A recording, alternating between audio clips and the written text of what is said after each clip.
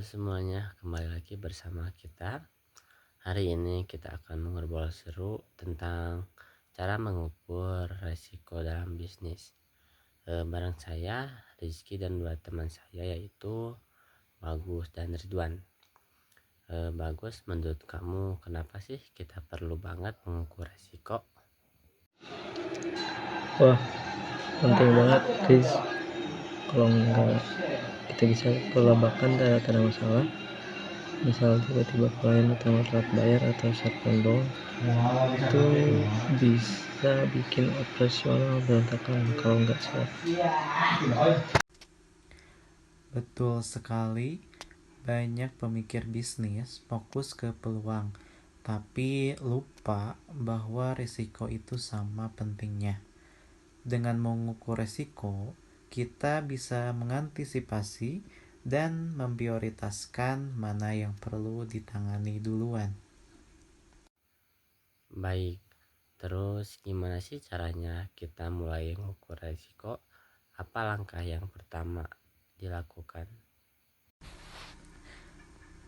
Pertama, identifikasi dulu semua kemungkinan risiko yang bisa terjadi, mulai dari risiko strategis, operasional, finansial, kepatuhan, sampai reputasi.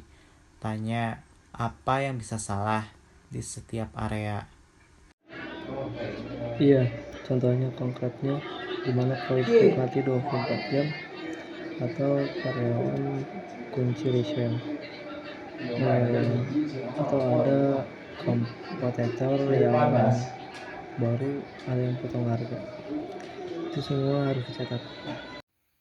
Nah, setelah punya daftar resiko, gimana cara menemukan mana yang paling bahayanya? Kita kasih skor. Pertama, skor kecenderungan, seberapa sering risiko itu bisa terjadi. Dari 1 sangat jarang sampai 5 sangat sering. Kedua, skor dampak, seberapa besar pengaruhnya ke bisnis.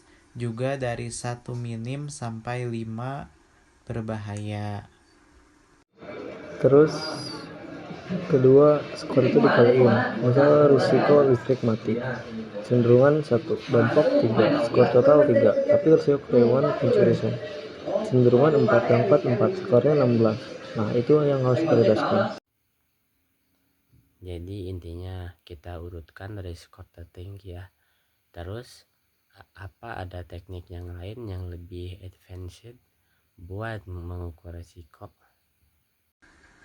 Ada di tingkat lanjut, kita bisa pakai value at risk atau VAR, stress testing atau probability of default, tapi untuk bisnis kecil menengah. Skor sederhana tapi sudah cukup efektif sebagai permulaan. Betul, yang penting action. Jangan sampai kebanyakan teori tapi nggak jalan. Mulai aja dulu dengan daftar resiko, kasih skor, lalu buat rencana mitigasi. Nah, jadi kesimpulannya mengukur resiko itu seperti membawa payung sebelum hujan. Dengan persiapan yang tepat, kita bisa lancar jalankan bisnis meskipun ada badai. Terima kasih Bagus dan Ridwan untuk insight-nya. Terima kasih kembali semuanya. Sampai jumpa di episode berikutnya. Tetap semangat dan kelola resikonya.